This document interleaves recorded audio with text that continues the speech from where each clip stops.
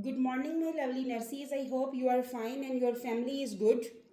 So, today my topic is when to hold this medication and why. So, I will talk about some very important medicines that mostly you are receiving questions in the exam. They are asking you, for example, some medicine name is came and they will ask you uh, why we will hold this medication. There is some reasons. Then it's depend on the questions. With different method they can give you a question in the exam, so you should have to understand why and when we have to hold the medication. That's are very important medications that regular routine patients are using these medications. So our first medication name is digoxin. So digoxin, I will make the partition there. This is medicines and hold if, and here I will explain. So digoxin medicine, why we will hold? We will hold if patient heart rate is less than 60 beats per minute. If heart rate is less than 60 beats per minute, we will hold this medication. Why we will hold digoxin if heart rate is less than 60 per minute? Because digoxin, what digoxin is doing, it slow the heart rate. It slow the heart rate. So even more, giving it can cause severe bradycardia. If patient still taking the medication, even patient heart rate is slow, what will happen?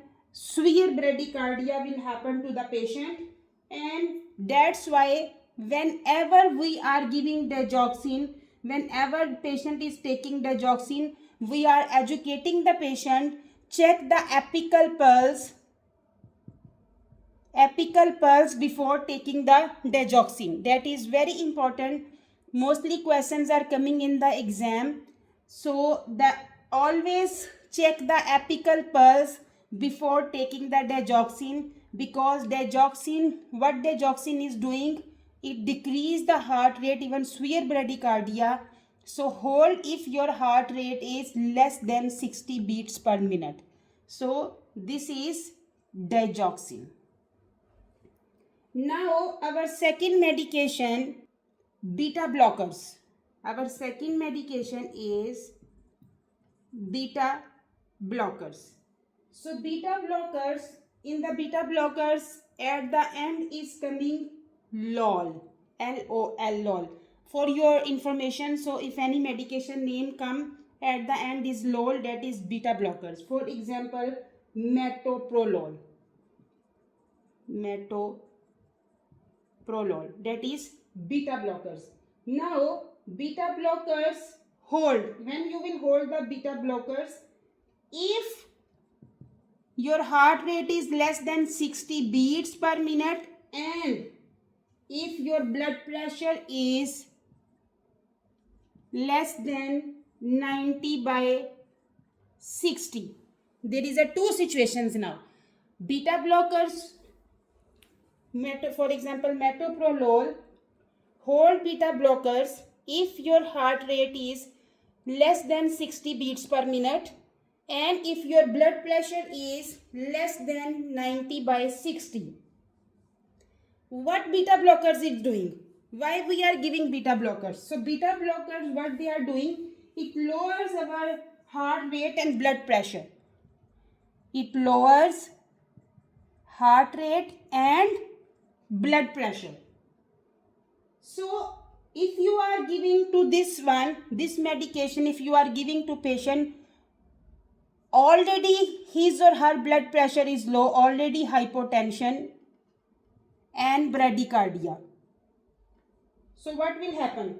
Patient already blood pressure is low and bradycardia is there. So patient can cause complications, no? Complications can happen. already patient blood pressure is low and we are giving metoprolol, more blood pressure will be, patient will go collapse there. And if the patient heart rate already is low, bradycardia, if we will give metoprolol beta blocker, patient will go to severe bradycardia and that will create more severe complications. So this is beta blockers. Second is furosemide. Furosemide is like you are giving Lasix. Furosemide. So this is a diuretics.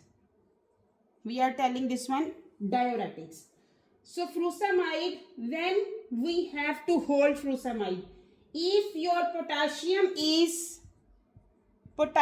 is less than 3.5, normal value is 3.5 to 4.5 is the normal value of the potassium. If your potassium is less than 3.5 mean hypokalemia. Patient already in hypokalemia state, then what will happen? It cause more potassium loss. If you are giving diuretics, patient potassium is already 3.5 decrease, so it cause more potassium loss. So what will happen if we will give? It can trigger arrhythmias.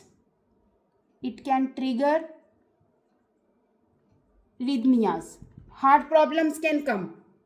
So patient potassium is already low and you are giving furosemide to patient, it cause more potassium loss and giving it now can trigger arrhythmias. So always before giving diuretics, fix potassium. Don't give to the patient if patient potassium is less than 3.45. So if question will come in the exam about this one, if there is an option, so always check potassium first and fix the potassium first before giving furosemide.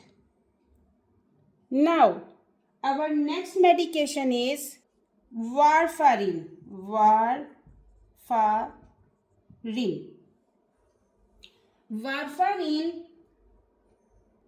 So warfarin is anticoagulant medicine. So warfarin, when we will hold, if INR more than 3.5, if your INR is more than 3.5, then what will happen? If we are giving warfarin to patient, bleeding risk is too high. Bleeding risk is too high. What will happen? The blood is already thin. The patient blood is already thin. That's why he's taking warfarin. So blood is already thin and we are giving warfarin to the patient.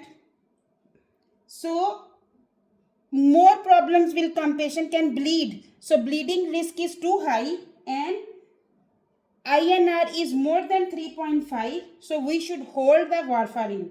And yes,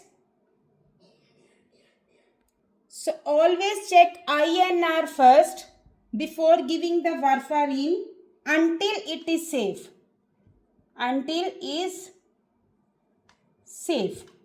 Now I will tell you one trick here.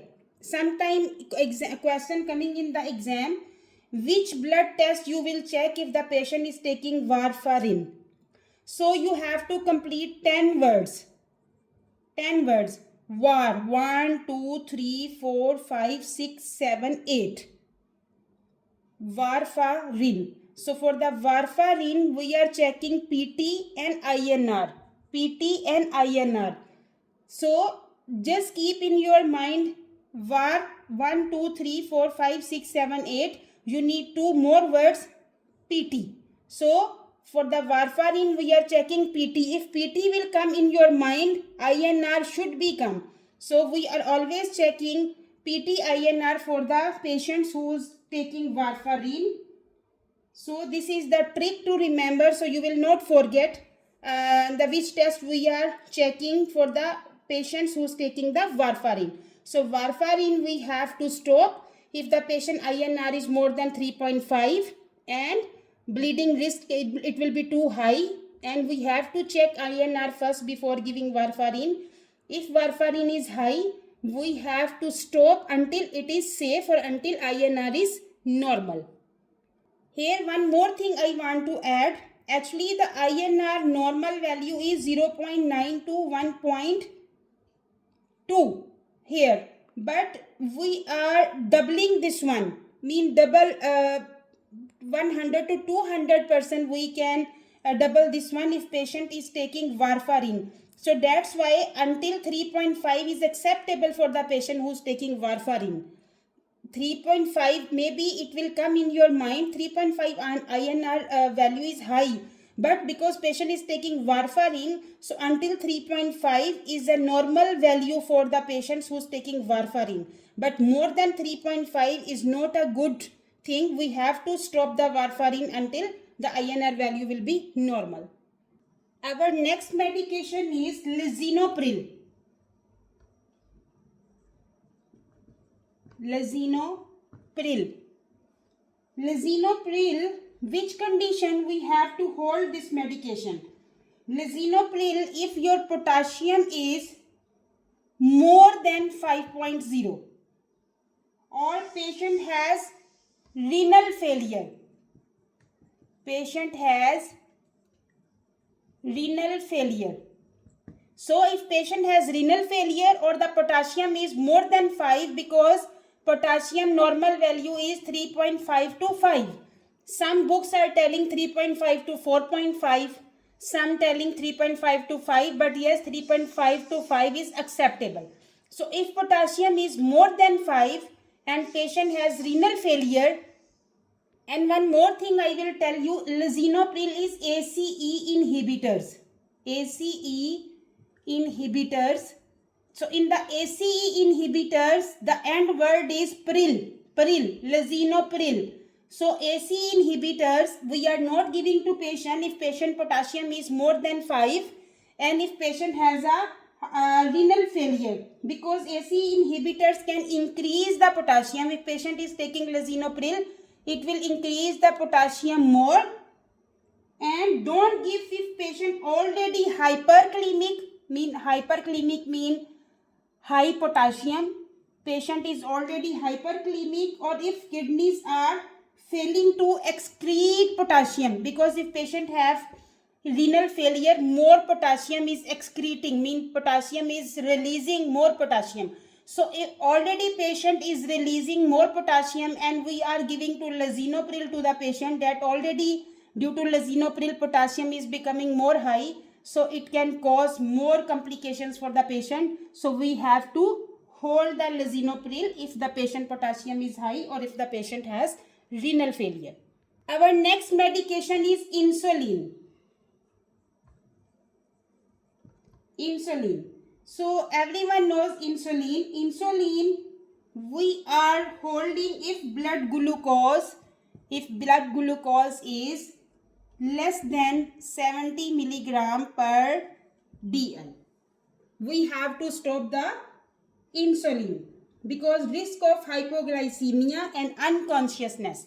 If we are giving insulin to the patient, already blood sugar is low, so hypoglycemia and unconsciousness. Writing is not good.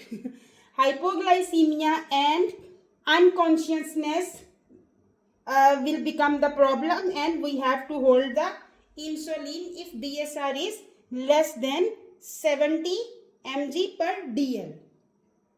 Now next medicine is morphine. Morphine is opioids. Morphine. When we have to stop morphine if respiratory rate is less than 12 per minute. If your respiratory rate is less than 12 per minute, we have to stop the morphine. What morphine is doing? Morphine suppress respiratory drive. Suppress respiratory rate. So giving it when our respiratory rate is already low can lead to respiratory arrest. Patient respiratory rate is already low and we are giving morphine to the patient, and what will happen? It will more suppress the respiratory drive and patient can go to respiratory arrest. So we have to stop morphine, hold morphine until the respiratory rate is normal. Now is metformin. Metformin, glucophage, that the patient is taking medication for the diabetes. So metformin we have to hold if patient scheduled for CT with contrast. Sorry. We hold metformin if patient scheduled for CT with contrast. What will happen if we are giving metformin to the patient? Because it risks for lactic acidosis. Lactic acidosis. If we are giving metformin to the patient, there will be problem.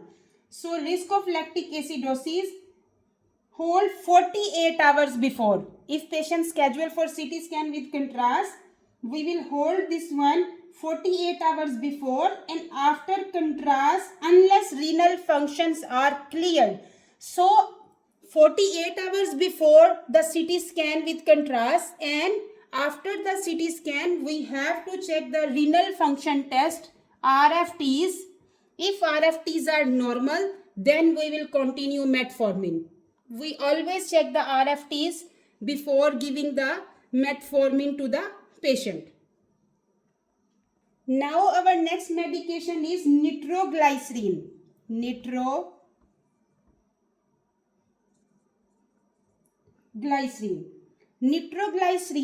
we will hold if patient systolic blood pressure is less than 90 millimeter per mercury. Because the nitroglycerin drops the blood pressure very fast. Very fast blood pressure is coming low. So don't give if the patient is already hypotensive. Here no need to even mention systolic blood pressure. If even in the question came hypotensive, we have to stop. We have to hold the nitroglycerin until the healthcare provider order and until the blood pressure will be normal. So patient is already hypotensive. We have to hold this medication because this medication will decrease the blood pressure more down. Our last medication is heparin. So heparin also anticoagulants. Here I will tell you, for the warfarin we count the words. Here also we will count the words. The heparin. For the heparin, 1, 2, 3, 4, 5, 6. HEPA. Heparin. 1, 2, 3, 4, 5, 6, 7. This is the 7 words. So we need 3 more words so it will become 10. So we will check APTT. PTT we can tell. 3 words. So here for the heparin we are checking PTT and for the warfarin we are checking PTINR.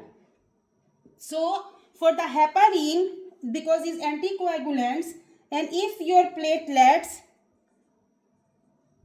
is less than 1 lakh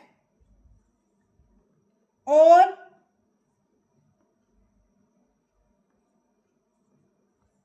signs of HIT. What is HIT? Heparin induced thrombocytopenia. If patient has platelets less than 1 lakh or heparin induced thrombocytopenia, we have to hold the heparin, because if you give heparin to the patient in this condition, it will increase the bleeding and clotting risk. So it will increase the bleeding and clotting risk. So this is our lecture. These are very important medicines. Mostly exams the questions are coming related to this medicine. These are very important points that I discuss with you today. Please watch this one, and if you like, please share, subscribe, and give your precious comments. That is very important. I hope you understand the lecture. Take care yourself, your family. Allah Hafiz.